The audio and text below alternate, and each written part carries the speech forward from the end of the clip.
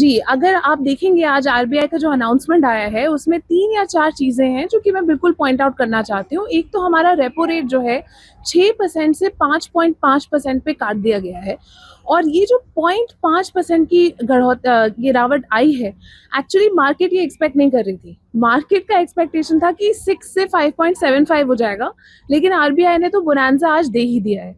ये इसका main reason 2 है। नंबर 1 है, अगर आप इन्फ्लेशन का नंबर देखिए, उनका जो आज प्रोजेक्शन आया है, इन्फ्लेशन का पहले प्रोजेक्शन 4% पे था, लेकिन आज आरबीआई ने ये अनाउंस किया है कि उनका एक्सपेक्टेशन है 3.7% पे इन्फ्लेशन आएगा।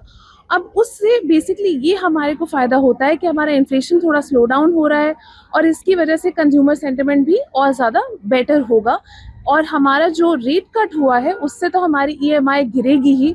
थोड़ा शायद टाइम लगेगा बैंक्स को ये पास ऑन करने में, लेकिन ये डेफिनेटली प्लान्ड है और ये होगा। दूसरी बात जो बहुत इंपॉर्टेंट होती है वो जीडीपी पे बात है।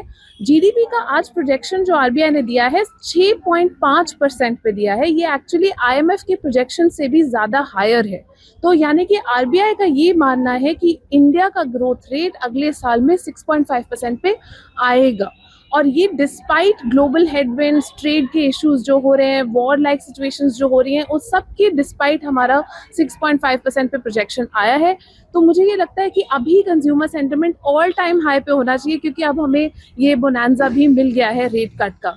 और सबसे एक और वर्ग जो इसमें बहुत बेनिफिट करेगा वो है डोमेस्टिक प्राइवेट इन्वेस्टर्स।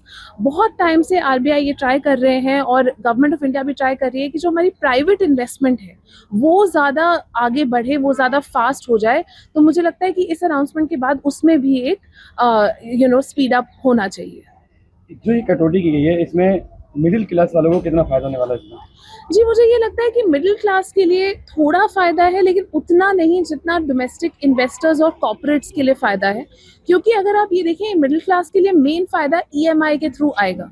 अगर आपका ईएमआई गिरता है, तो फिर ऑब्वियसली ऐसी सिचुएशन आएगी कि आपके लिए ईज़ियर हो जाएगा एक होम लोन लेना या कार लोन लेना। तो उसमें मिडिल क्लास आगे जाके और ज़्यादा इन्वेस्ट कर सकती है और ज़्यादा कंज्यूम कर सकती है। लेकिन जो प्राइवेट सेक्टर इन्वेस्टर्स हैं, उनके लिए ये बहुत ज़रूरी है क्योंकि बैंक लोन्स जब सस्ते हो जाते हैं, तो लार्ज डील्स, यानी कि उनको अगर कोई लैंड खरीदना है या फिर उनको कोई नई फैक्ट्री सेटअप करनी है, उनके लिए एक बहुत बड़ा बोनांजा ये है। तो ईएमआई तो उतना ही पास ऑन होगा, लेकिन So watching the video. If you like it, please press the like button, share your views in the comment section, and please subscribe to India News TV for more such updates.